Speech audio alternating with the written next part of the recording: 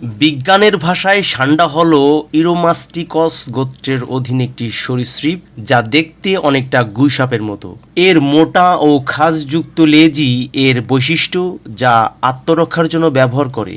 ষান্ডার আদিনিবাস Africa ও মধ্যপ্রাচ্য হলেও বর্তমানে এটি মূলত মরুভূমি অঞ্চলে দেখা যায়। প্রকৃতপক্ষে ষান্ডা বলতে সাধারণত বাংলায় আমরা গুইসাপ বলি, তবে ষান্ডা এবং গুইসাপ এক না। আরবিতে ষান্ডাকে দব বলে। হাদিসে যাকে দব বলা হয়েছে, অধিকাংশ আলেমের মতে সেটা বাংলাদেশের যে গুইসাপ পাওয়া যায় সেটি নয়। গুইসাপ সাধারণত হিংস্র হয়। মরুর বেদুইনরা দীর্ঘকাল ধরে ষান্ডাকে খাদ্য হিসাবে গ্রহণ করে। এটি এক ধরনের প্রোটিন সমৃদ্ধ খাবার বলে ধরা হয়। হাদিস অনুসারে মহানবী সাল্লাল্লাহু আলাইহি সাল্লাম নিজে দব বা ষান্ডার মতো প্রাণী খাননি, তবে অন্যদেরকেও নিষেধ করেননি।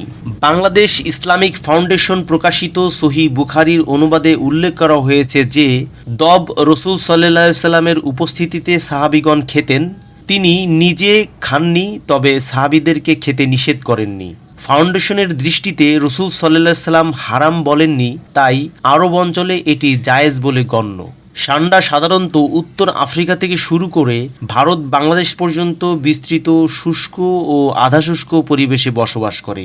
সৌদি আরবের মরুভূমি এদের অন্যতম প্রাকৃতিক আবাসস্থল। দিনের বেশিরভাগ সময় এরা রোদ পোহায় এবং সন্ধ্যা হলেই গর্তে ঢুকে পড়ে। বিপদ টের পেলে পাথরের খাঁজে এরা আশ্রয় নেয়, সেখান থেকে এরা গাছের পাতা বা ফলমূল খায়। মাঝে মধ্যে ছোট পোকামাকড়ও এরা খায়। এই সরীসৃপের শরীর গিরগিটির মতো। তাপমাত্রা ও ঋতুভেদে এরা রং বদলাতে পারে। ঠান্ডায় এদের গায়ের রং গাঢ় হয়, যাতে সূর্যের তাপ বেশি শোষণ করতে পারে। গরমে শরীরের রং হালকা হয়।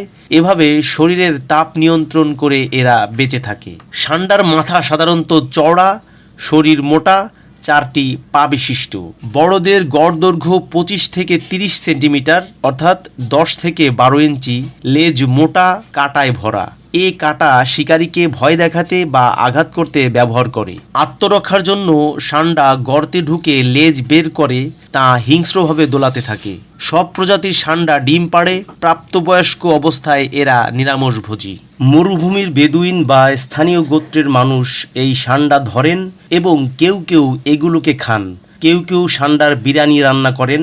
প্রকৃতপক্ষে ষান্ডা বলতে সাধারণত বাংলায় আমরা গুইসাপ বলি, তবে ষান্ডা এবং গুইসাপ এক না। আরবিতে একে দব বলে।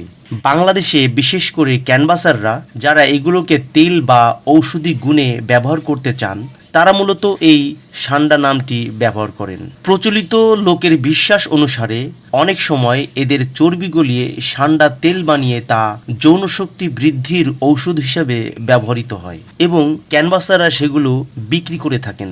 বাংলাদেশের বিভিন্ন এলাকায় ক্যানভাসাররা মিথ্যা ও আকর্ষণীয় কথার ফাঁদে ফেলে এই ষান্ডার তেল বিক্রি করে থাকেন।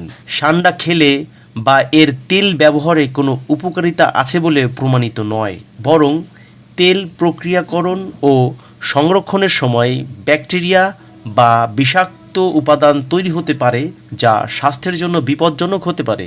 ষান্ডা নিধন যেমন অনৈতিক এবং পরিবেশের জন্য তেমনি ক্ষতিকর। বিশেষ করে এর তেলের ব্যবহার স্বাস্থ্যের জন্য ঝুঁকিপূর্ণ হতে পারে।